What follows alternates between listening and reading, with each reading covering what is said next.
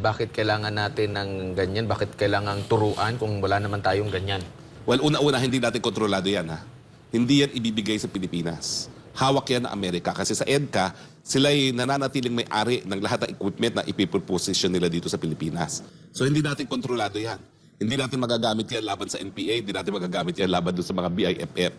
Tanging Amerika lang may desisyon kung kanino gagamitin yan. At dahil nga yan po ay mid-range, hindi po yan para dito sa loob ng Pilipinas. Para po yan sa labas. Kaya nga po alam natin na kinakaladkad tayo sa gera. Kasi nga, hindi natin kinakailangan ng mid-range missiles kung ang banta ay dito lang sa Pilipinas. Ang gagamitan po nila yan ay dun sa labas ng Pilipinas at kayang-kaya po niyang makarating sa Xiamen at sa Guangdong kung saan nandun ang mga base militar ng China. At syempre, napaka-crucial po niya mga base militar na yan dahil yan po ang pinakamalapit dyan sa Taiwan. Dahil ang putukan, posibleng mangyari po dyan sa Taiwan.